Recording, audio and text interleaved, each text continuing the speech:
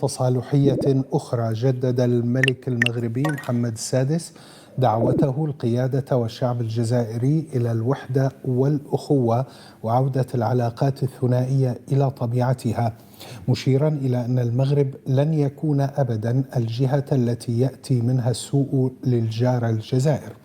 وشدد الملك محمد السادس خلال خطاب ألقاه بمناسبة الذكرى 24 لجلوسه على العرش السبت على أن المغرب يتطلع إلى عودة العلاقات الثنائية لطبيعتها مع الجزائر وفتح الحدود بين الأخوة والوحدة.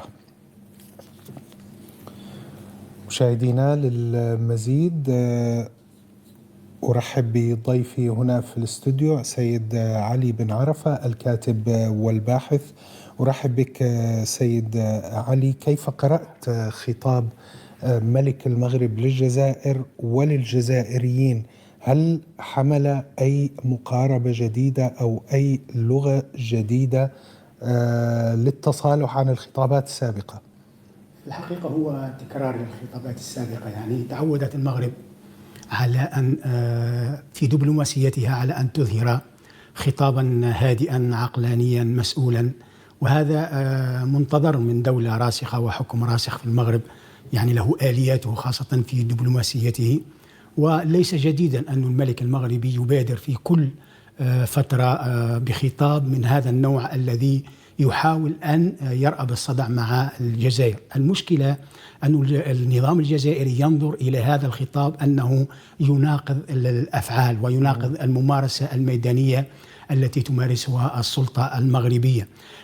المغرب مرة أخرى يبادر إلى مخاطبة النظام المغربي والشعب، النظام الجزائري والشعب الجزائري. في السابق ربما كان هناك صد من النظام الجزائري، والآن أعتقد أن هذا الخطاب ربما مرفوض حتى من الشعب الجزائري في اعتقادي. لماذا؟ لأنه ما يذكره النظام الجزائري من احترازات ضد السياسات المغربية، خاصة فيما يتعلق بإدخال الكيان الصهيوني إلى المنطقة وما يمثله من تهديد لاستقرار المنطقة. ومن هنا يتحدث النظام المغربي على أنه مستهدف من طرف الكيان الصهيوني وتواجده في المغرب في العلاقات مع المغرب. وبالتالي هذا الموقف أعتقد أنه حتى الشعب الجزائري وربما حتى الشعب المغربي يرفض هذا المسار الذي سارت فيه المغرب من التطبيع مع الكيان الصهيوني. طيب، ولكن سيد علي، يعني النظام الجزائري الذي بات يرفع هذا الشعار كان قبلا يرفع شعارات أخرى لتبرير هذا العداء تجاه المغرب. اليوم هذا التطبيع وهو مرفوض بالتأكيد من قبل المغرب مع دولة الاحتلال، ولكن النظام الجزائري يعني يصدر نفسه وكأنه دولة الاحتلال تستهدف النظام الجزائري تحديدا، وهذا التطبيع مع المغرب وكأنه يستهدف الجزائر تحديدا. يعني أليست حجة فقط مبرر من أجل الإبقاء على هذا العداء مع المغرب؟ لا، في اعتقادي أنه التطبيع مع الكيان الصهيوني يمثل تهديد للمنطقة، للاتحاد المغاربي، لكل دول المنطقة.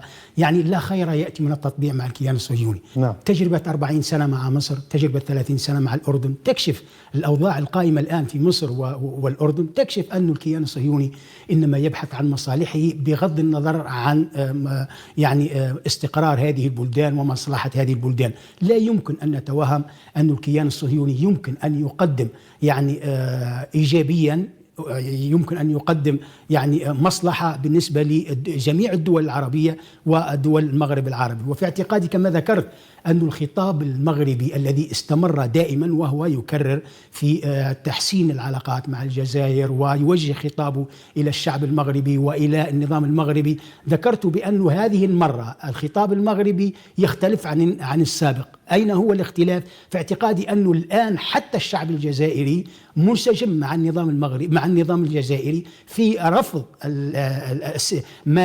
هذا الخطاب، رفض هذا الخطاب على اعتبار أنه هناك علاقات مع الكيان الصهيوني ماضي فيها المغرب، وهذا مرفوض من الشعب من هو التطبيع بالتأكيد يعني ليس في مصلحة أحد ولا في مصلحة المنطقة أو العرب. ولكن أنا قصدت أنه عندما طبع الأردن لم يقل النظام السوري بأنه هذا يهددنا أو إسرائيل تستهدفنا.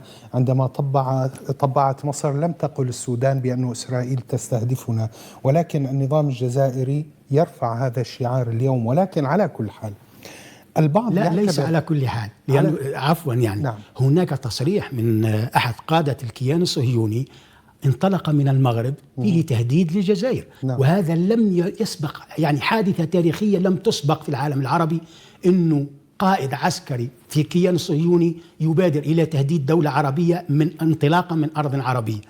طبعا هذا النظام الجزائري اتخذه ذريعة للحديث على أنه هناك استهداف مباشر للجزائر من طرف الكيان الصهيوني على أراضي عربية، أرض المغرب الشقيق. إلى أي مدى استمرار هذا الخطاب التصالحي السياسي من قبل المغرب يعني يمكن أن، والرفض من قبل النظام الجزائري لهذه اللغة أو لهذا الخطاب، إلى أي مدى يمكن أن يحرج النظام في الجزائر؟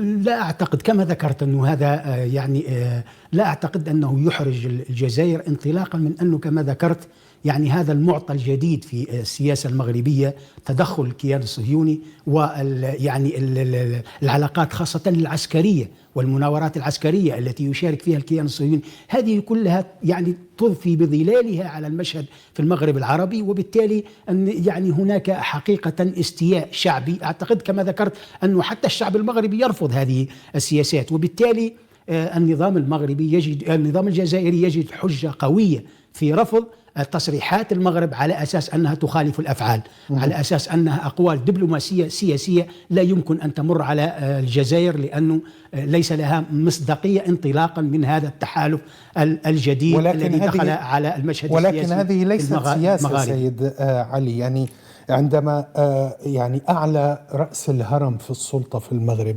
يتحدث بهذه اللغة، بالمقابل الجزائر تقطع العلاقات الدبلوماسية، تغلق الحدود، تقطع حتى تغلق الأجواء أمام المغرب. لماذا لا يكون هناك خطوة مقابلة؟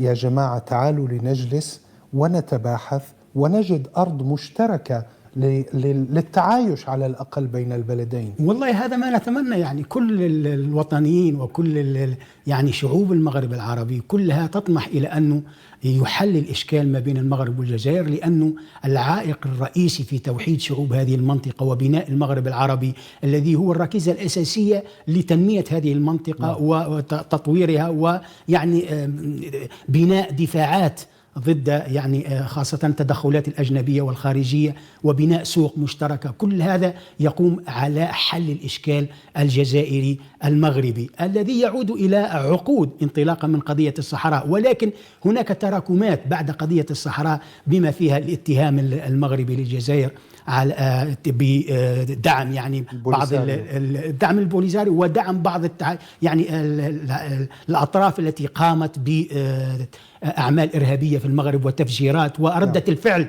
المغربية التي استنكرتها الجزائر، وتطالب الآن الجزائر تطالب بالاعتذار على هذا السلوك المغربي. ولا أعتقد أن المغرب سوف تبادر إلى الاعتذار. وللأسف الشديد الأزمة المغاربية، الأزمة الجزائرية المغربية، لا أعتقد أن لها آفاق على المدى القريب على الأقل لانفراج